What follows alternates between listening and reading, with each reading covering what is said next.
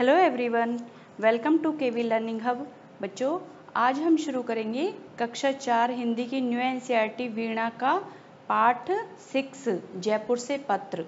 इसके फर्स्ट वाले पार्ट में हमने चैप्टर का एक्सप्लेनेशन देखा कि एक बच्चा होता है, वो अपने पिताजी को पत्र लिख रहा है जयपुर से। इस वाले पार्ट में, पार्ट नंबर 2 में हम करेंगे इस चैप्टर के क्वेश्चन आंसर। तो इसी क्रम में आगे देखते हैं बातचीत के लिए। प्रश्न पहला है, आपको घूमना कैसा लगता है? यानी कि आपको अपना आंसर बताना है कि आपको घूमना कैसा लगता है। तो यहाँ पर देखिए आंसर हो जाएगा, इसका आंसर होगा मुझे घूमना बहुत अच्छा लगता है। इससे नए नए स्थान यानी कि जगह, नई नई जगह कोई बारे में, स्थानों के बारे में जानने को मिलता है और मन भी प्रसन्न रहता है, यानी कि बहुत खुश रहता है मन। नई नई जगह पर हम जाते हैं तो बहुत सारी चीज़ें हम देखते हैं और नई नई जगह को बारे में सीखते हैं। नेक्स्ट क्वेश्चन, आपके आसपास कोई ऐसा स्थान है जहां बाहर से लोग घूमने आते हैं, तो उसके विषय में बताइए। यानी कि जहां आप रहते हैं, जिस भी इलाके में, जिस भी सिटी में आप रहते हैं, तो आपके नियर बाई क्या कोई ऐसा स्थान है जहां से लोग बाहर से घूमने आते हैं? अगर ऐसा है तो उसके विषय में आपको बताना है। इसका आंसर होगा मेरे आसपास एक ऐतिहासिक यानी कि जो बहुत पुराना है, राजा महाराजाओं के टाइम का ऐतिहासिक किला है, जहां बहुत से पर्यटक क्या होते हैं, जो चीज़ों को देखने आते हैं, इमारतें वगैरह या फिर घूमने आते हैं, वो पर्यटक होते हैं। तो मेरे आसपास क्या है, एक ऐतिहासिक किला है जहां बहुत से पर्यटक देखने आते हैं। किसको? किला को। यह जगह अपनी पुरानी इमारतों यानी कि जो पुरानी बिल्डिंग है, ओल्ड बिल्डिंग है, उसके लिए और सुंदर दृश्यों के लिए प्रसिद्ध है, यानी कि फेमस है, बहुत प्रसिद्ध है। तो ये इसका आंसर हो जाएगा। नेक्स्ट है क्वेश्चन नंबर 3, आपको कभी किसी स्थान पर जाने का अवसर मिले तो आप कहाँ जाना चाहोगे और क्यों? अवसर यानी कि मौका। मान लीजिए आपके जीवन में कभी आपको ऐसा मौका मिलता है कि कहीं घूमने जाने का अवसर मिले, मौका मिले, तो आप कहाँ पर जाना चाहोगी? तो ये आपका व्यक्तिगत आंसर हो सकता है। यहाँ भी किसी को कोई जगह अच्छी लगती है तो किसी को कोई दूसरी जगह। तो इसका आंसर देख लीजिए, मुझे अगर अवसर मिले तो मैं कश्मीर जाना चाहूँगा, क्योंकि वहाँ की प्राकृतिक सुंदरता, यानी कि जो भी प्राकृतिक सुंदरता है, वहाँ पर पेड़ पौधे, पहाड़, वहाँ की जो झीलें हैं, वो तो वहाँ की प्राकृतिक सुंदरता हो गई, बर्फ से ढके पहाड़ है वहाँ पर, और झीलें बहुत ही आकर्षक लगती है। इसलिए अवसर मिला तो कहाँ जाना चाहेंगे? कश्मीर। नेक्स्ट है क्वेश्चन नंबर 4, आपने अपने या अपने परिवार के किसी सदस्य के साथ घूमने गए हो तो उसके विषय में भी आपको बताना है। आप कभी घूमने गए हो अपने फैमिली के साथ में या फैमिली मेंबर के साथ में, तो वो भी बताना है। आंसर देख लीजिए, पिछले साल मैं अपने परिवार के साथ जयपुर गया था। आप जयपुर की जगह कोई दूसरी सिटी भी लिख सकते हो जहाँ आप गए हो। वहाँ हमने हवा महल, आमेर किला और सिटी पैलेस देखा। यह यात्रा बहुत रोचक और यादगार रही। आप यहाँ पर जहाँ भी आप एक्चुअल में घूमने गए उस जगह को नाम लिख सकते हो, या कोई दूसरी सिटी का, जैसे आगरा। नेक्स्ट देखिए, समझ की बात। यहाँ हम बुक में ही आंसर करेंगे इनकी समझ की बात। नीचे कुछ बहुविकल्प यानी कि एक से अधिक जिनके विकल्प होते हैं, प्रश्न दिए गए हैं। प्रश्नों के उत्तर में एक से अधिक विकल्प सही हो सकते हैं। सही विकल्प के आगे आपको स्माइली बनाना है, इस तरीके से। पहला क्वेश्चन है, शीश महल है, कहाँ पर है? ऑप्शन क, शीला देवी मंदिर के पास। ऑप्शन ख, आमेर के दुर्ग में। ग, हवा महल के पास। घ, रामनिवास बाग में। तो हमने हमारे चैप्टर में पढ़ा था शीश महल कहाँ पर स्थित है? शीला देवी मंदिर के पास में। तो फर्स्ट वाले ऑप्शन में यहाँ पर आपको स्माइली ड्रॉ कर देनी है इस तरीके से। नेक्स्ट देखिए क्वेश्चन नंबर 2, पत्र। अब ये पत्र क्या है? ऑप्शन नंबर क जयपुर से लिखा गया था, ऑप्शन नंबर ख यात्रा के बाद लिखा गया था, ऑप्शन नंबर ग पिता को लिखा गया था, और घ अमर ने लिखा था।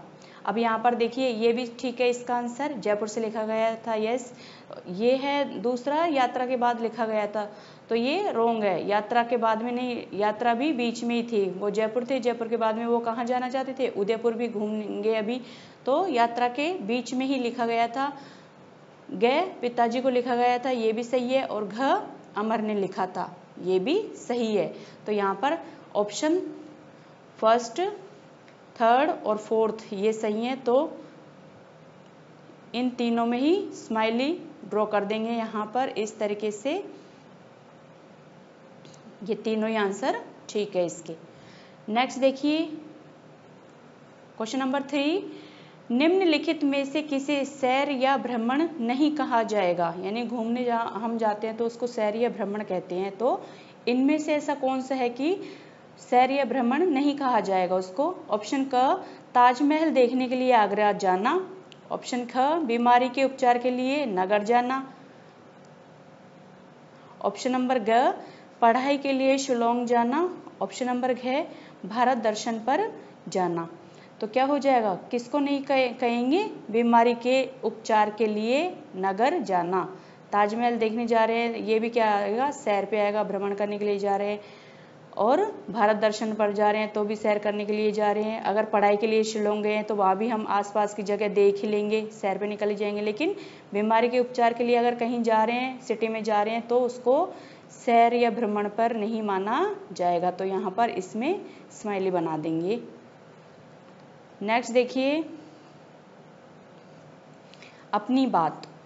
अमर के पत्र का एक अंश नीचे दिया गया है, इसे ध्यान से पढ़िए और नीचे दिए गए प्रश्नों के उत्तर अपनी समझ के अनुसार लिखिए। परसों रात को हम सकुशल जयपुर पहुंच गए। हमारी यात्रा बहुत अच्छी रही। अध्यापकों ने हमारा बहुत ध्यान रखा। यहाँ मौसम अच्छा है। ये इतना लिखा अमर ने अपने पत्र में। अब पूछा है आपसे कि यात्रा में ऐसा क्या क्या हुआ होगा कि अमर ने अपने पत्र में लिखा? क परसों रात को हम सकुशल जयपुर पहुंच गए, ख हमारी यात्रा बहुत अच्छी रही, ग अध्यापकों ने हमारा बहुत ध्यान रखा, घ यहाँ मौसम अच्छा है। तो आपके अनुसार ऐसा क्या क्या हुआ होगा यात्रा में कि अमर को अपने पत्र में ये सब लिखना पड़ा? तो क्या हो जाएगा? ऑप्शन नंबर क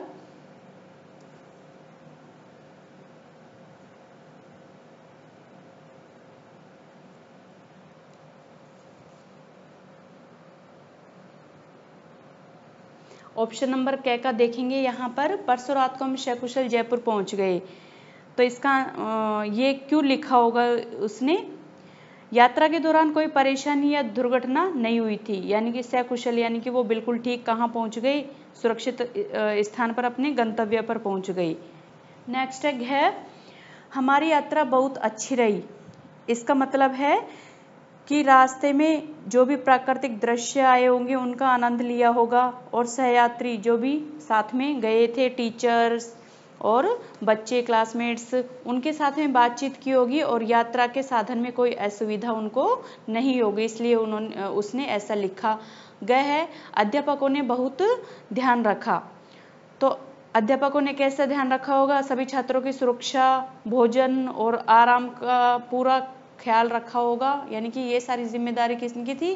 टीचर्स की थी, कि किसी बच्चे को साथ में कोई मिस हैपनिंग नहीं हो, इस तरीके से। घ यहाँ मौसम अच्छा है, यानी कि जयपुर पहुंचने पर वहाँ का जो तापमान है और मौसम सुहावना होगा। तापमान भी ज़्यादा नहीं होगा, ना बहुत ज़्यादा गर्मी होगी, ना बहुत ज़्यादा ठंडक होगी, जिससे घूमने में आसानी हुई होगी। तो ये इनके आंसर हो जाएंगे। यहाँ पर ये लिखना नहीं है, बस समझना ही है। नेक्स्ट है सोचिए और लिखिए। सोचिए और लिखिए। क्वेश्चन 1, अमर ने जयपुर में क्या क्या देखा? अमर ने जयपुर में क्या क्या देखा? तो देखिए इसका आंसर हो जाएगा अमर ने जयपुर में हवा महल, ये शेष महल नहीं है, ये शीश महल है। शीश महल, रामनिवास बाग, जंतर मंतर और कला संग्रहालय देखा, जो हमने चैप्टर में भी पढ़ा था कि क्या क्या चीजें वहां पर देखी। क्वेश्चन नंबर 2, उसने कला संग्रहालय को दर्शनीय यानी कि देखने योग्य क्यों बताया? किसने? अमर ने।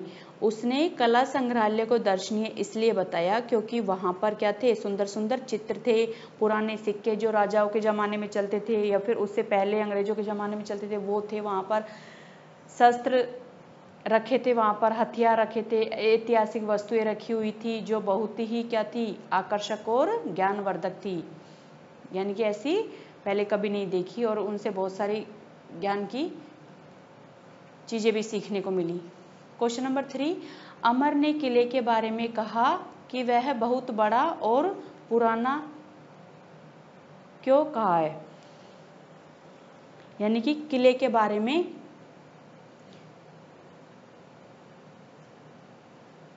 देखिए क्वेश्चन नंबर 3, उसने आमेर के दुर्ग को बहुत बड़ा और पुराना क्यों कहा? किसने? यहाँ पर अमर की बात हो रही है, तो आमेर के दुर्ग को बहुत बड़ा और पुराना क्यों कहा? तो इसका आंसर देख लीजिए, इसका आंसर होगा अमर ने किले को बहुत बड़ा और पुराना इसलिए कहा क्योंकि वह बहुत विशाल था। विशाल यानी कि बहुत बड़ा, बहुत बड़ा तो था ही, साथ ही उसकी जो बनावट है वो उसके पुराने समय का होना स्पष्ट कर रही थी। हम जो भी पुराने महल है या फिर बावड़ियाँ हैं, जो भी पुरानी इमारतें हैं वो देखते हैं तो उनकी बनावट आज के ज़माने से बहुत अलग रहती है। तो यहाँ पर जो किला था आमेर का, वो उसकी पुरानी जो बनावट थी उससे उसके पुराने समय का होना स्पष्ट हो रहा था कि ये बहुत पुराना किला है। नेक्स्ट देखिए, अनुमान और कल्पना। क्वेश्चन फर्स्ट, निम्नलिखित के बारे में अनुमान लगाइए कि क्या और कैसे होंगे। अब देखिए, क है जंतर मंतर, जंतर मंतर कैसा होगा, क्या होगा वहां पर। ख है रामनिवास बाग, ग शीश महल और घ हवा महल। तो एक एक को हम यहाँ पर देख लेते हैं। जंतर मंतर क्या है? एक वेधशाला है। वेधशाला क्या होती है? जहाँ पर ग्रह, जितने भी ग्रह हैं उनका, तारों का और नक्षत्रों को देखने के लिए यंत्र रखे गए हैं यहाँ पर। वहाँ पर कुछ ऐसे यंत्र रखे गए हैं जिनसे क्या दिखाई दे जाते हैं? ग्रह, तारे और नक्षत्र। इन यंत्रों की सहायता से ग्रहों की जो गति है और स्थिति है उसका निरंतर अध्ययन किया जाता है, यानी कि लगातार निगरानी रखी जाती है उन पे और उनका अध्ययन किया जाता है इन यंत्रों की। नेक्स्ट है घ रामनिवास बाग। अब ये क्या है? रामनिवास बाग एक बड़ा बगीचा है जो कहाँ पर है? जयपुर में है, ये आपको बताइए, जिसमें एक कला संग्रहालय भी है। यह एक सुंदर और शांत जगह है जहाँ लोग घूमने और आराम करने आते हैं। तो ये रामनिवास बाग हो गया। नेक्स्ट है ग शीश महल। अब शीश महल क्या है? शीश महल एक ऐसा महल है जिसमें रंग बिरंगे शीशे, शीशे क्या होते हैं? कांच, जो जिसका मिरर बना होता है, तो रंग बिरंगे कांच लगे हुए हैं उसमें बहुत सारे। तो बहुत अधिक काम किया गया है शीश महल में, जिससे यह बहुत ही सुंदर और चमकदार दिखाई देता है। नेक्स्ट है हवा महल। अब हवा महल क्या है? हवा महल एक ऐसा महल है जिसमें बहुत सारी खिड़कियां और क्या है? झरोखे हैं, जिससे हवा का आवागमन अच्छा रहता है। यानी कि आवागमन यानी कि हवा आती रहती है उन खिड़कियों और झरोकों से, और यह गर्मियों में भी ठंडा रहता है। कर बताइए कि उदयपुर को झीलों का नगर क्यों कहा जाता है? इसको झीलों का नगर या झीलों की नगरी कहा जाता है उदयपुर को, तो क्यों कहा जाता है ये आपको गैस करना, अनुमान लगाना है। इसका आंसर होगा उदयपुर को झीलों का नगर इसलिए कहा जाता है क्योंकि वहाँ बहुत सारी प्राकृतिक और मानव निर्मित झीलें हैं। प्राकृतिक क्या होती हैं? जो खुद से बनती है, यानी कि अपने आप से जो बनती है प्रकृति के द्वारा। प्राकृतिक तरीके से, वो होती है प्राकृतिक, और मानव निर्मित जो मनुष्य द्वारा, हमारे द्वारा बनाई जाती हैं। तो निर्मित यानी कि निर्माण किया जाता है। वहाँ पर बहुत सारी प्राकृतिक और मानव निर्मित झीलें जो शहर की सुंदरता को बढ़ाती हैं। सबसे अधिक झीलें वहीं पर है, उदयपुर में, राजस्थान में। तो इसलिए उदयपुर को क्या कहा जाता है? झीलों का नगर या झीलों की नगरी। नेक्स्ट देखिए, खान पान। अमर ने जयपुर में दाल बाटी चूरमा खाया। आइए इस व्यंजन के बारे में जानते हैं कि दाल बाटी चूरमा क्या होता है। दाल बाटी चूरमा एक पारंपरिक राजस्थानी व्यंजन है जिसमें 3 मुख्य व्यंजन होते हैं। दाल, अब दाल कैसे बनाई जाती है? ये है अरहर, मूंग, चने या फिर मसूर की दाल से बनती है। ये तीनों दाल उसमें डाली जाती है, मिक्स करके बनाई जाती है। इसे कई मसालों के साथ पकाकर बनाया जाता है जिससे इसका स्वाद बढ़ जाता है। हरा धनिया इसके स्वाद को और भी बढ़ा देता है। फिर है बाटी। अब बाटी कैसे बनाई जाती है? गेहूं के आटे से बनी गोल लोइयां होती हैं जिन्हें उपले या फिर लकड़ियों की आग में सेका जाता है। फिर तैयार गरम बाटियों को घी में डुबोया जाता है, उसके बाद इसे खाने के लिए परोसा जाता है। ये बाटियां बाहर से कुरकुरी और अंदर से मुलायम होती हैं। आप देख सकते हो यहाँ पर ये बाटियां बन रही हैं यहाँ पर। तो ये लकड़ी की आग है, यहाँ पर ये कोयले हैं, उन पे इनकी सिकाई कर रहे हैं। आजकल तो ओवन में बाटियां बनती हैं। नेक्स्ट है चूरमा। यह थोड़े मोटे आटे से बनता है। इसे बनाने के लिए पहले बाटी अथवा मोटी रोटी बनाई जाती है, फिर इसे मूसल की सहायता से ओखली में कूटा जाता है। जब यह बारीक हो जाता है तब इसमें घी, सूखे मेवे या फिर बूरा की जगह गुड़ अथवा चीनी भी मिला सकते हैं, मिला दिया जाता है। आधुनिक समय में इसे बनाने की विधि में कुछ परिवर्तन आ गए हैं, यानी कि बाटी भी अलग तरीके से बनने लगी है, चूरमा भी थोड़ा अलग तरीके से बनने लग गया है। नेक्स्ट, आपकी रुचि का व्यंजन। अब आप अपने रुचिकर व्यंजनों में से किसी एक के विषय में बताइए जो आपके घर में विशेष अवसरों पर बनाया जाता है। संक्षेप में बताइए कि यह कैसे तैयार किया जाता है और इसमें क्या क्या सामग्री डाली जाती है। तो ये आप डिस्कस करेंगे क्लास में कि कोई सा भी जो आपके घर में अक्सर बनाया जाता है विशेष अवसरों पर, वो व्यंजन को आपको संक्षेप में बताना है कि कैसे तैयार किया जाता है और क्या क्या सामग्री इसमें चाहिए होती है। उपला, जिसे गोईठा अथवा कंडा भी कहा जाता है, गाय या भैंस के गोबर से बना एक पारंपरिक ईंधन है। इसे गोबर को हाथ से आकार देकर और धूप में सुखाकर बनाया जाता है, जिसे क्या कहते हैं? उपला, गोईठा या फिर कंडा। नेक्स्ट, इन्हें भी जानिए। डाक पेटी। अब डाक पेटी क्या होती है? Post box. ये आप देख सकते हैं यहाँ पर, ये डाकिया है, ये डाक पेटी है, इस पे नाम भी लिखा हुआ है, और ये कहाँ होती है? पोस्ट ऑफिस में। डाक पेटी एक लाल रंग की पेटी होती है। इसका प्रयोग भेजी जाने वाली चिट्ठियों के संग्रह करने के लिए किया जाता है। जब हमें किसी को चिट्ठी भेजनी होती है तो उस पर सही पता लिखकर डाक पेटी में डाल देते हैं। फिर डाकघर, जो पोस्ट ऑफिस होता है, वाले डाकिया भैया या फिर बहना इस डाक पेटी से चिट्ठियां निकालकर डाकघर ले जाते हैं। डाकघर से चिट्ठियां पते पर लिखे नगरों के डाकघरों में को भेजी जाती है और उसके पश्चात डाकिया भैया या बहना उन्हें सही पते पर देने जाती है। तो ये पूरा प्रोसेस होता है डाक पहुंचाने का। नेक्स्ट है पिन कोड। अब ये देखिए लिफाफा है, यहाँ पर एड्रेस वगैरह लिखा जाता है, किसको भेज रहे हैं, कहाँ से भेज रहे हैं, खुद का भी एड्रेस होता है और जिसको भेज रहे हैं उसका भी एड्रेस लिखते हैं यहाँ पर। अब देखिए पिन कोड। पिन कोड क्या होता है? पिन कोड एक 6 अंकों की संख्या होती है, 6 डिजिट होती है, इसमें 6 अंकों की संख्या होती है। इसे किसी विशेष क्षेत्र की पहचान के लिए प्रयोग किया जाता है। यह मुख्य रूप से डाक, चिट्ठी या फिर पार्सल भेजने और प्राप्त करने में सहायता करता है। उदाहरण के लिए, फॉर एग्जाम्पल, यदि किसी गांव या नगर में कोई चिट्ठी भेजनी हो तो उस स्थान का पिन कोड डालकर यह सुनिश्चित किया जाता है कि चिट्ठी सही पते पर पहुंचे। इसका पहला अंक राज्य को बताता है, दूसरा और तीसरा अंक जिले को बताता है और अंतिम 3 अंक डाकघर की पहचान बताते हैं।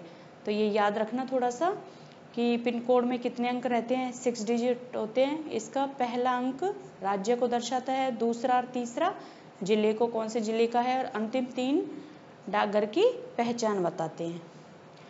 नेक्स्ट देखिए, चिट्ठी आई है। पत्र लिखना एक बहुत पुरानी और आनंददायक कला है। पहले के जमाने में लिखे जाते थे पत्र, आजकल तो कोई लिखता भी नहीं है। सोचिए कि मोबाइल फ़ोन, ईमेल, व्हाट्सएप आने से पहले लोग एक दूसरे से कैसे संवाद करते थे। ये मोबाइल फ़ोन, मेल हो गया, व्हाट्सएप हो गया, ये तो अब आए हैं। पहले लोग एक दूसरे से कैसे संवाद करते थे, यानी कि बातचीत करते थे। हाँ, वे पत्र लिखते थे। पत्र एक संदेश होता है जिसे कागज़ पर लिखा जाता है। तो पहले के ज़माने में क्या लिखे जाते थे, पत्र, और डाक के द्वारा दूर रहने वाले मित्रों और सगे संबंधियों और रिश्तेदारों को भेजा जाता है। अब पत्र कैसे लिखे, ये उसका फॉर्मेट यहाँ दे रखा है, बता रखा है कि कैसे लिखे। प्रारंभ यानी कि सबसे शुरू में क्या लिखते हैं, सबसे पहले आप दाईं ओर ये साइड होती है, दिस साइड, राइट हैंड, तो दाईं ओर दिनांक लिखे ताकि पत्र पाने वाले को पता चले कि यह कब लिखा गया है, किस डेट को लिखा गया है।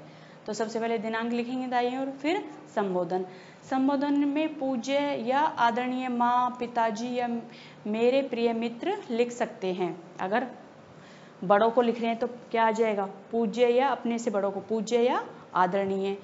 और अगर अपने जो साथी हैं, मित्र हैं, फ्रेंड हैं, उनको लिख रहे हैं तो प्रिय मित्र, इस तरीके से लिखेंगे। फिर अभिवादन, संबोधन के बाद अभिवादन अवश्य लिखे, जैसे नमस्ते, प्रणाम, आशीर्वाद। अगर बड़े हैं हमसे तो प्रणाम, आशीर्वाद, इस तरीके से लिखते हैं। आपकी बात, अभिवादन के बाद क्या लिखते हैं, पत्र के माध्यम से आप क्या कहना चाहते हैं वो लिखना है। उसके बाद सबसे लास्ट वाली जो पंक्ति है उसमें घर के अन्य लोगों का अभिवादन करें, जैसे बड़ों को प्रणाम, छोटों को प्यार, इस तरीके से। समापन अंत में आप क्या कैसे समापन करेंगे, अंत में आप या आपका या आपकी, प्यारा बेटा, प्यारी बेटी, या फिर आपका प्रिय मित्र, और फिर आप अपना नाम लिखिए। तो ये पूरा प्रोसेस हो गया पत्र लिखने का। आप घर पर एक पत्र लिखेंगे, अपने टीचर को लिख के दीजिएगा। तो इस तरीके से अब देखिए, पत्र लिखते समय आपको अपनी भावनाओं को कागज़ पर उतारने का अवसर मिलता है। जब दूसरा व्यक्ति इसे पढ़ता है तो उसे ऐसा लगता है कि आप उसके पास ही बैठे हैं और उससे बातें कर रहे हैं। और हाँ, पत्र को लिफाफे में डालना न भूलें। लिफाफे पर एक डाक टिकट भी चिपकाए और साफ अक्षरों में जिसे पत्र भेज रहे हो उसका पूरा पता, पिन कोड सहित लिखें। आजकल ऐसे पत्र कम लिखे जाते हैं, फिर भी वे बहुत विशेष होते हैं, बहुत खास होते हैं। तो क्या आप किसी को पत्र लिखने का सोच रहे हैं? इसे लिखें और देखें कि यह प्राप्तकर्ता तक पहुंचता है या नहीं। तो आप भी अपने किसी फ्रेंड को लिख सकते हो, किसी दोस्त को लिख सकते हो पत्र, या फिर अपने टीचर को भी लिख सकते हो, कोई रिलेटिव हो आपका उसको लिख सकते हो। तो आपको एक एक पत्र लिखना है और फिर देखना है कि आप जिसको भेजना चाह रहे हो ये पत्र वहां पर सही जगह पहुंचता है कि नहीं। नेक्स्ट देखिए, अभिवादन। अमर ने अपने पिता को पत्र में सादर प्रणाम लिखा है। सोचिए वह क्या लिखता यदि वह, अमर ने अपने पिताजी को पत्र लिखा जिसमें, क्योंकि पिताजी बड़े हैं तो सादर प्रणाम लिखा। अगर उनकी जगह इनको लिखता, वो क है अपने मित्र को पत्र लिखता तो वो क्या लिखता, ख है अपनी बहन को पत्र लिखता तो वो क्या लिखता, ग अपनी माँ को पत्र लिखता तो क्या लिखता, और घ अपने अध्यापक को पत्र लिखता तो वो क्या लिखता। तो एक एक हम देख लेते हैं। क अपने मित्र को पत्र लिखता, यदि अपने मित्र क्योंकि साथ के होते हैं तो उनको लिखते, वो बड़े नहीं होते मित्र का। अगर वह अपने मित्र को पत्र लिखता तो क्या आता, वह लिखता प्रिय मित्र। नेक्स्ट है, अपनी बहन को पत्र लिखता तो क्या लिखता, प्यारी बहन। नेक्स्ट है, अगर अपनी माँ को पत्र लिखता तो प्यारी माँ। अपने अध्यापक को, अगर अपने टीचर को लिखता तो क्या लिखता? आदरणीय अध्यापक। तो इस तरीके से ये अभिवादन वाले शब्द हो गए यहाँ पर। नेक्स्ट है क्वेश्चन नंबर 2, आप अपने मित्र को पत्र लिखिए। पत्र में आसपास के भ्रमण स्थलों और प्रसिद्ध व्यंजनों के बारे में बताइए।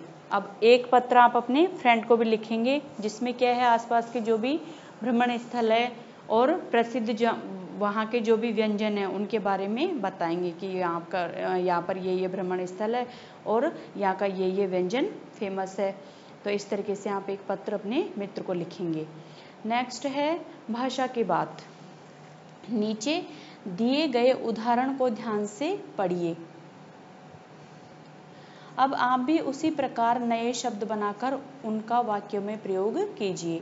देखिए उपसर्ग है, फिर मूल शब्द है, उनसे इन दोनों को मिलाकर, उपसर्ग और मूल शब्द को मिलाकर एक नया शब्द बना है और फिर उस नया शब्द का यहाँ पर वाक्य में प्रयोग किया गया है।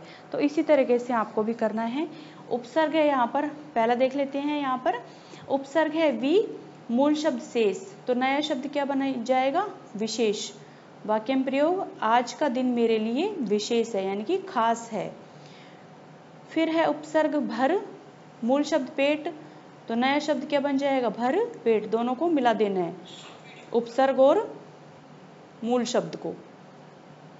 तो नया शब्द क्या बन जाएगा? भर पेट। सेंटेंस बना देंगे, वाक्य बना देंगे। मैंने आज भरपेट खाना खाया। मैंने आज भरपेट खाना खाया। अब यहाँ पर देखो योग दे रखा है हमें, मूल शब्द दे रखा है, नया शब्द दे रखा है उपयोग। तो इसमें से हम उपसर्ग अलग कर लेंगे। तो योग से पहले जो आ रहा है वो क्या हुआ? उपसर्ग। योग से पहले उप, तो ये हो गया उपसर्ग।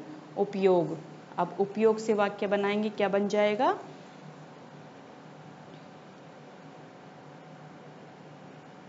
हमें अपनी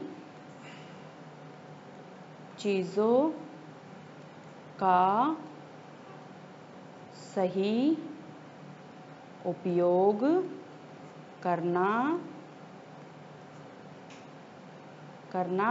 चाहिए। नेक्स्ट है प्र। अब प्र से मूल शब्द भी हमें देखना है, यहाँ पर नया शब्द फिर हम ही बनाएंगे। तो प्र से क्या बन जाएगा? प्र और मूल शब्द हो जाएगा हार, तो क्या बन जाएगा? नया शब्द प्रहार। अब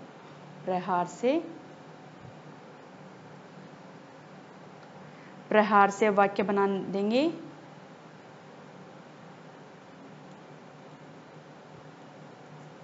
कुत्ते ने चूहे पर प्रहार कर दिया। प्रहार यानी कि एक तरीके से अटैक। फिर है अनु और शासन, क्या हो जाएगा? नेक्स्ट अनुशासन। अनुशासन, इसका वाक्य बना देंगे। विद्यालय में अनुशासन से रहना चाहिए।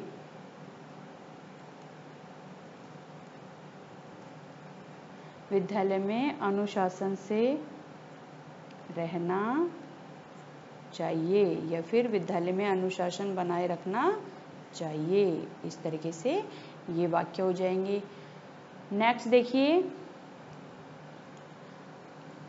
क्वेश्चन नंबर 2, नीचे दिए गए वाक्य को ध्यान से पढ़िए। हमने घूम घूम कर जंतर मंतर देखा। अब इन्हें आगे बढ़ाइए। अब इसी आधार पर आपको यहाँ पर कुछ दिए गए हैं ये वाक्य, ये पूरे करने हैं। हमने झूम झूम कर, अब हमने झूम झूम कर क्या किया? हमने झूम झूम कर गाना गाया, या फिर हमने झूम झूम कर डांस किया। हमने कूद कूद कर क्या किया, कूद कूद कर खेल खेला। नेक्स्ट है हमने उछल उछल कर क्या की, मस्ती की, उछल उछल कर मस्ती की। और हमने भाग भाग कर बस पकड़ी या फिर ट्रेन पकड़ी। इस तरीके से ये हो जाएंगे। नेक्स्ट देखिए क्वेश्चन नंबर 3, तालिका को ध्यान से पढ़कर उपयुक्त वाक्य लिखिए। समय दिया गया है यहाँ पर वाक्य दिए गए हैं। अब समय कैसे दिया गया है कि जो कार्य बीते समय में पूरे हो गए हों तो उनके लिए था, थे, थी ये वर्ड्स लगते हैं लास्ट में। जो कार्य अभी हो रहे हैं यानी कि जो चल रहे हैं, अभी ऑन गोइंग है, जो अभी चल रहे हैं, अभी हम कर रहे हैं, उनमें रहा हूँ, रही हूँ इस तरीके से आएंगे लास्ट में। नेक्स्ट है जो कार्य आगे आने वाले समय में होंगे यानी कि फ्यूचर में होंगे। देखो सिंपल सा है, ये पास्ट, ये प्रेजेंट जो वर्तमान में चल रहा है, और ये फ्यूचर जो अभी आने वाले समय में होंगे। तो हम सपरिवार कल घूमने जाएंगे, खाएंगे, गाएंगे इस तरीके से आएंगे, यानी कि जो अभी होने वाले टाइम में आगे होंगे तो उनका यहाँ पर आपको बताना है कि कैसे क्या है। अब देखिए इसमें एक सेंटेंस हमें बना के दे रखा है, दो हमें बनाने हैं। पहला सेंटेंस दे रखा है, पहला वाक्य दे रखा है, हमारी यात्रा बहुत अच्छी थी। अब ये पास्ट टेंस में ही यानी कि बीते समय में जो कार्य पूरे हो गए हैं उनका ही हमें बताना है। तो हम भी ऐसे उदाहरण यहाँ पर लेंगे। तो हम लिखेंगे खाना बहुत स्वादिष्ट था, यानी कि कल जो खाना खाया बीते हुए कल में उस खाने की बात हो रही है, परसों जो खाया हुआ उस खाने की बात हो रही है। पपीता पका हुआ था, कहने का मतलब है लास्ट में था वर्ड यूज करना हमें। फिर है जो कार्य अभी हो रहे हैं, जैसे मैं गीत गा रही हूँ, ऐसे ही हम बना लेंगे। और रमा क्या कर रही है, रमा पढ़ाई कर रही है, पढ़ाई कर रही है। और क्या हो जाएगा, माँ क्या कर रही है, सिलाई कर रही है या फिर खाना बना रही है। नेक्स्ट है फिर आगे जो कार्य आगे आने वाले हैं फ्यूचर में जो होंगे, हम सपरिवार कल घूमने जाएंगे। तो आने वाले जो समय है उसका बताना है यहाँ पर। मोहन कल विद्यालय नहीं आएगा, विद्यालय नहीं आएगा। नेक्स्ट है सेंटेंस मीरा कल नानी के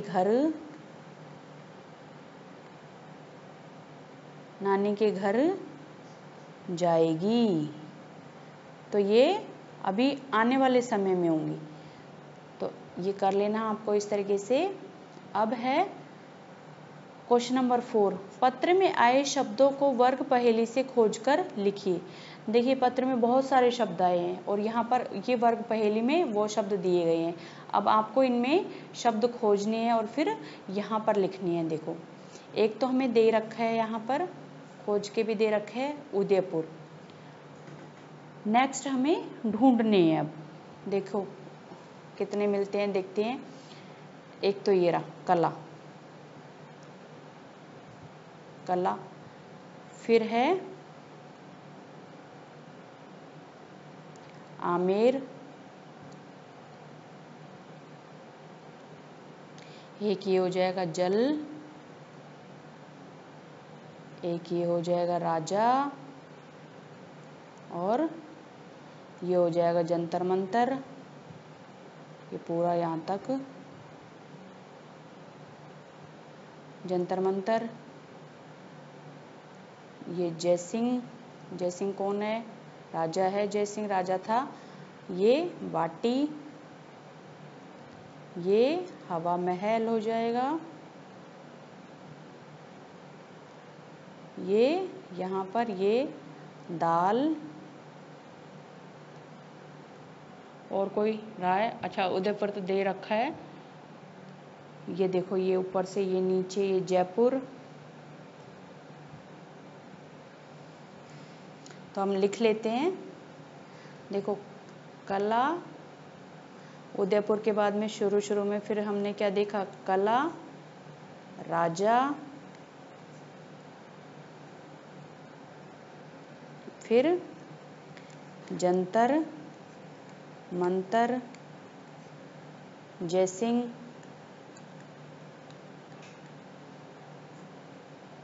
और क्या देखा हमने? हाँ, ये रहा लास्ट में ये हवा महल।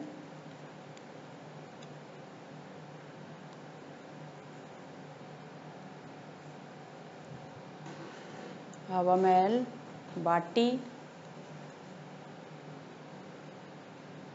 और क्या देखा? आमेर, दाल, और ये देखो, ये एक और मिला, ये चूरमा। तो चूरमा, और क्या हो जाएगा? आमेर, चूरमा, आमेर,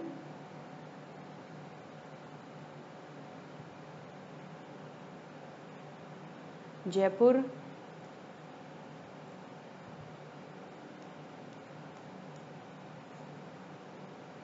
और ये देखो एक ये बन गया, ये जल। हाँ, लास्ट में बच गया एक ये दाल, ये नहीं लिखा यहाँ पर, तो यहाँ आ जाएगा दाल। नेक्स्ट देखिए क्वेश्चन नंबर 5। पत्र में संग्रहालय शब्द आया है, ऐसे और भी शब्द पता कीजिए जैसे विद्यालय। इन्हें समझिए और अपनी लेखन पुस्तिका में उनका वाक्य में प्रयोग कीजिए। यहाँ पर तो केवल जैसे विद्यालय यानी कि आल्य जिनमें आता हो लास्ट में, ऐसे शब्द आपको यहाँ लिखने हैं। और जब आप अपनी नोटबुक्स में जब लिखो तो उनका वाक्य में प्रयोग भी करना है। पहला दे रखा है यहाँ पर विद्यालय, दूसरा हो जाएगा अनाथालय, अनाथालय। नेक्स्ट हो जाएगा अनाथालय देवालय। और इसका अर्थ क्या हो जाएगा यहाँ पर? विद्यालय यानी कि विद्या का आलय, विद्या धन आलय, ये दो शब्दों से मिलकर बना है यानी कि विद्या का घर, इसका अर्थ हुआ। अनाथालय जहाँ अनाथ रहते हैं, जिनके माता पिता नहीं होते, वो बच्चे अनाथालय में रहते हैं। देवालय जहाँ देवताओं का निवास स्थान है, वो देवालय। ऐसे ही पुस्तकालय, पुस्तकों का आलय, जहाँ बहुत सारी पुस्तकें हों। और क्या हो जाएगा? सचिवालय, सचिवालय। और भोजनालय,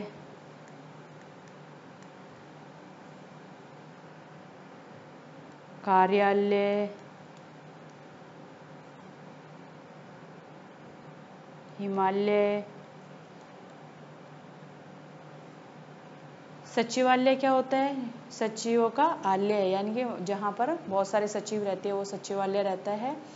भोजनालय जहाँ भोजनशाला होती है। कार्यालय जहाँ बहुत सारे कार्य होते हैं, कार्यों का आलय यानी कि कार्यालय। हिमालय, हिम का आलय।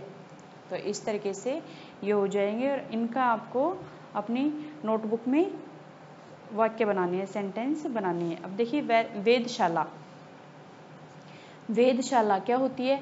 वह स्थान जहाँ ग्रहों, तारों और नक्षत्रों को देखने के लिए यंत्र रखे जाते हैं, उसे वेधशाला कहते हैं। इन यंत्रों की सहायता से ग्रहों की गति स्थिति का निरंतर अध्ययन किया जाता है। ये रही वेधशाला जो जयपुर में स्थित है। संग्रहालय, अब ये संग्रहालय क्या होता है? संग्रहालय एक ऐसा सार्वजनिक भवन है जहाँ पर सांस्कृतिक, वैज्ञानिक, ऐतिहासिक और कलात्मक महत्व की वस्तुओं को प्रदर्शित किया जाता है। संग्रहालयों में कई प्रकार की वस्तुएं भी रखी जाती है, जिनमें से कुछ अद्वितीय होती है। अद्वितीय यानी कि बेजोड़, जिसके जैसा कोई दूसरा ना हो, तो वो अद्वितीय वस्तुएं वहाँ पर रखी जाती है संग्रहालय में। पता लगाइए, अब क्या पता लगाना है, देखिए क्वेश्चन फर्स्ट, क्वेश्चन पहला है इसमें, जंतर मंतर क्या है? भारत में यह जयपुर के अतिरिक्त और कहाँ कहाँ वेधशाला है, जहाँ पर ग्रहों, तारों और नक्षत्रों को देखने के लिए यंत्र रखे जाते हैं। भारत में जंतर मंतर जयपुर के अतिरिक्त कहाँ कहाँ पर है? दिल्ली, उज्जैन, वाराणसी और मथुरा। यानी कि जयपुर में तो है ही, जयपुर के अलावा दिल्ली, उज्जैन, वाराणसी और मथुरा में भी है। जो ये पांचों जो जंतर मंतर हैं, इनकी स्थापना राजा सवाई जयसिंह ने करवाई थी। सवाई जयसिंह ने करवाई थी। क्वेश्चन नंबर 2, आपके राज्य में कौन कौन से दर्शनीय स्थल हैं, उनका संक्षिप्त परिचय दीजिए। तो आप कोई से भी स्टेट से हो तो उस स्टेट के जो दर्शनीय स्थल हैं, उस राज्य के दर्शनीय स्थल है, उनका संक्षिप्त में परिचय दीजिए। अब देखिए यहाँ पर गुजरात के दर्शनीय स्थल दिए गए हैं कुछ, जिनमें से एक है स्टेच्यू ऑफ यूनिटी। यह सरदार वल्लभ भाई पटेल की एक विशाल प्रतिमा है जो नर्मदा जिले में स्थित है। यह दुनिया की सबसे ऊंची प्रतिमा और पर्यटकों के लिए एक प्रमुख आकर्षण है। इसके अलावा क्या है, एक सोमनाथ मंदिर है। गुजरात के पश्चिमी तट पर प्रभास पाटन में स्थित महत्वपूर्ण तीर्थ स्थल है, जो भगवान शिव के 12 ज्योतिर्लिंगों में से पहला माना जाता है। ये माना जाता है कि ये जो 12 ज्योतिर्लिंग है पूरे भारत में, उनमें से ये सबसे पहला ज्योतिर्लिंग है। कौन सा? सोमनाथ मंदिर। फिर है द्वारकाधीश मंदिर। यह गुजरात के द्वारका में स्थित भगवान कृष्ण का प्रसिद्ध मंदिर है और 4 धाम यात्रा का एक हिस्सा है। नेक्स्ट है अक्षरधाम मंदिर, जो कि कहाँ है? गांधीनगर। ये भी गुजरात में स्थित है। यह स्वामी नारायण संप्रदाय का एक विशाल और सुंदर मंदिर परिसर है, जो अपनी वास्तुकला और शांतिपूर्ण वातावरण के लिए जाना जाता है। तो यहाँ पर ये गुजरात जो राज्य है उसके कुछ फेमस जो दर्शनीय स्थल हैं उनके बारे में बताया है। आप भी अपने जो भी स्टेट से आप हो वहाँ के दर्शनीय स्थल आपको यहाँ पर लिखने हैं, बताना है उनके बारे में। नेक्स्ट है कुछ कीजिए। अब क्या करना है? क्वेश्चन फर्स्ट, अपने शिक्षक या किसी बड़े सदस्य के साथ कहाँ जाना है आपको? डाकघर। वहाँ क्या काम किए जाते हैं, इसकी जानकारी एकत्र कीजिए। एक पेज लेके जाना है, उसमें लिख के लाना है, पूरा राइट डाउन करके लाना है कि वहाँ पर कौन कौन से काम होते हैं, किए जाते हैं। तो देखिए कौन कौन से काम होते हैं वहाँ पर डाकघर में। पहला काम है डाक भेजना और प्राप्त करना। जो भी चिट्ठी आती है उनके पास, पार्सल आते हैं, स्पीड पोस्ट, रजिस्टर्ड पोस्ट आदि भेजे जाते हैं और वो प्राप्त भी करते हैं। कहाँ पर?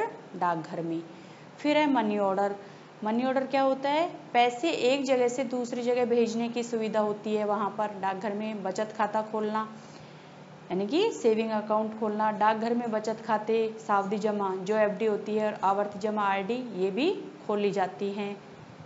इसके अलावा बीमा योजनाएं होती हैं बहुत सारी, जैसे बीमा, जीवन बीमा और अन्य बीमा योजनाओं की भी वहाँ पर सुविधा होती है। डाक टिकट और स्टेशनरी बेचना, विभिन्न मूल्यों के डाक टिकट, पोस्ट कार्ड, लिफाफे, वो भी कहाँ मिलते हैं? डाकघर में मिलते हैं। नेक्स्ट है क्वेश्चन नंबर 2, सभी विद्यार्थी 4-4 समूह में भारत के प्रमुख पर्यटन स्थलों के चित्रों का संग्रह कर कक्षा में प्रदर्शित कीजिए। ये क्लास एक्टिविटी है आपको और घर से करके लानी है। ये क्या करना है आपको? जितने भी स्टूडेंट हैं आपकी क्लास में वो 4-4 के, यानी कि एक ग्रुप में 4 बच्चे हों, दूसरे ग्रुप में भी 4 बच्चे, इस तरीके से आपको ग्रुप में डिवाइड होना है। उसके बाद में भारत के जो भी प्रमुख पर्यटन स्थल हैं उनके चित्रों का संग्रह करना है, आपको इकट्ठे करने हैं और फिर कक्षा में उनको दिखाना है, उन पर डिस्कस करना है। नेक्स्ट है पद की यात्रा। प्राचीन काल में संदेश या पत्र भेजने के लिए व्यक्ति विशेष होते थे, जिन्हें क्या कहते थे? दूत। कम दूरी के लिए दूत पैदल ही जाकर पत्र पहुंचा देते थे। अब यहाँ पर जो पिक्चर दे रखी है, यहाँ पर ये दूत की दे रखी है, देखो, और इसने हाथ में ये जो पकड़ रखा है ये पत्र, ये ऐसे हाथ में पकड़ के लेके जाते थे, पैदल ही पहुंचा देते थे, क्योंकि पुराने जमाने में यातायात के साधन नहीं थे, तो इसलिए पैदल ही जाते थे, पैदल ही पत्र पहुंचा देते थे। अगर मान लीजिए ज़्यादा दूरी है तो क्या करते, लंबी दूरी के लिए पक्षियों, विशेषकर कबूतरों द्वारा पत्र भेजे जाते थे। इस तरीके से देखो, ये कबूतर है यहाँ पर, और इसने अपने पंजे में ये यहाँ पर पत्र पकड़ रखा है और उसको लेके उड़ के जा रहा है। इसके अलावा और क्या होता था, अति आवश्यक, जो बहुत वेरी अर्जेंट होते थे, तो ऐसे पत्राचार के लिए बारी बारी से दौड़कर दूतों द्वारा पत्र पहुंचाए जाते थे। एक दूत पत्र लेकर कुछ निश्चित दूरी तक दौड़ता था और उसके बाद दूसरे संदेशवाहक को पत्र पकड़ा देते थे। जैसे ये जा रहे हैं दोनों, ये दौड़ रहा है, दौड़ा, इनकी दूरी निश्चित होती थी। अब अगले ही मान लीजिए ये पहला दूत यहाँ से चला और यहाँ तक इसकी दूरी खत्म हो गई, तो यहाँ पर एक दूसरा दूत खड़ा हो रहता था, वो पत्र उसके हाथ से लेता और फिर वो दौड़ने लगता आगे, फिर एक और दूत खड़ा रहता था। तो इस तरीके से वो लेके भागते रहते थे, जो वेरी अर्जेंट पत्राचार होते थे, पत्र होते थे उनको। इसके अलावा और क्या होता, और भी लंबी दूरी है मान लीजिए, तो और वहां तक संदेश पहुंचाना है, उसके लिए अश्वदूत होते थे। अश्व यानी कि घोड़ा, ये देखो ये घोड़ा है, घोड़े पे दूत बैठा है, इसके हाथ में ये पत्र है यहाँ पर, अर्थात घुड़सवारों द्वारा भी पत्र भेजे जाते थे। भारत में डाक विभाग की स्थापना सन 1854 में हुई थी, 1854 में हुई थी। इसके बाद देश भर में डाकघर खोले गए। आज इस यात्रा में स्पीड पोस्ट जैसी सुविधाएं भी उपलब्ध हैं। ये देखिए डाकघर की पिक्चर है यहाँ पर, इसमें ऊपर लिखा भी गया है भारतीय डाकघर, इंडियन पोस्ट ऑफिस। नेक्स्ट है शब्दों का फुहारा। फुहारे में दी गई शब्द पहेली को निर्देशों की सहायता से हल कीजिए।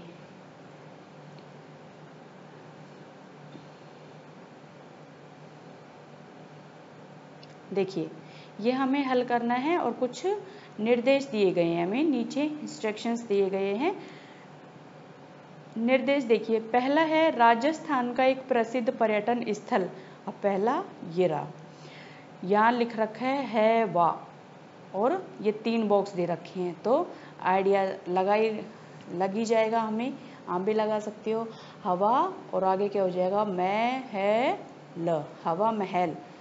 दूसरा है महाराष्ट्र की एक प्रसिद्ध गुफा, दूसरा ये रहा, तो क्या हुआ, महाराष्ट्र की प्रसिद्ध गुफा कौन कौन सी, अजंता और एलोरा, तो यहाँ पर लिखना है अजंता, क्योंकि ऐसे शुरू हो रही है, ए से शुरू होता है, एलोरा लिख देते हैं हम। फिर है थर्ड, हैदराबाद में एक प्रसिद्ध मीनार, तीसरा ये रहा, तो क्या हो जाएगी, कौन सी मीनार है, 4 मीनार, रे ऑलरेडी लिखा हुआ है 4 मीनार। फिर फोर्थ है कोलकाता का एक प्रसिद्ध पुल, तो कोलकाता में एक प्रसिद्ध पुल है हावड़ा ब्रिज। पांचवा, दिल्ली का एक प्रसिद्ध किला, दिल्ली में प्रसिद्ध किला कौन सा है, तो कौन सा है दिल्ली में, लाल किला, इसका आंसर हो जाएगा। 6 है आगरा के एक प्रसिद्ध पर्यटन स्थल, तो कौन सा है आगरा में, ताज महल। इस तरीके से ये शब्द पहेली हमारी पूरी होती है यहाँ पर। अब नेक्स्ट देखिए, एक छोटी सी कविता है यहाँ पर, वो हम पढ़ लेते हैं।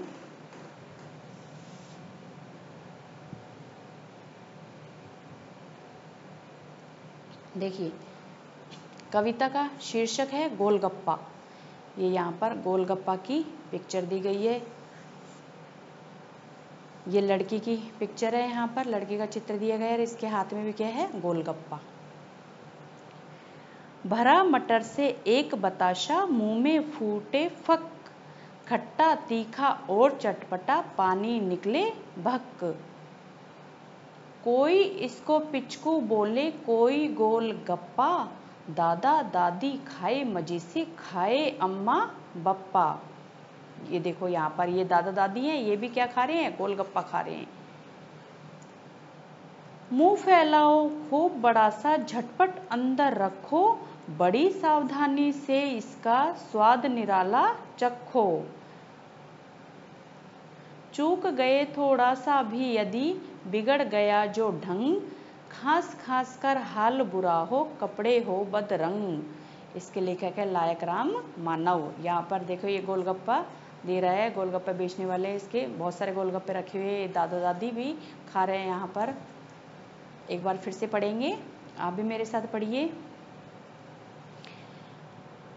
भरा मटर से एक बताशा, मुंह में फूटे फक, खट्टा तीखा और चटपटा, पानी निकले भक। कोई इसको पिचकू बोले, कोई गोल गप्पा, दादा दादी खाए मजे से, खाए अम्मा बप्पा। मुंह फैलाओ खूब बड़ा सा, झटपट अंदर रखो, बड़ी सावधानी से इसका स्वाद निराला चखो। चूक गए थोड़ा सा भी यदि, बिगड़ गया जो ढंग, खास खास कर हाल बुरा हो, कपड़े हो बदरंग। तो ये हमारी कविता पढ़ ली हमने यहाँ पर, और इसी के साथ में आज का ये पाठ हमारा यहीं समाप्त होता है। उम्मीद है आपको ये पाठ अच्छे से समझ में आया होगा। अगर आपको ये वीडियो पसंद आया हो तो चैनल को लाइक करें, शेयर करें, सब्सक्राइब करें और बेल आइकन प्रेस करना ना भूलें, ताकि आने वाली नोटिफिकेशन आपको समय से मिल सके।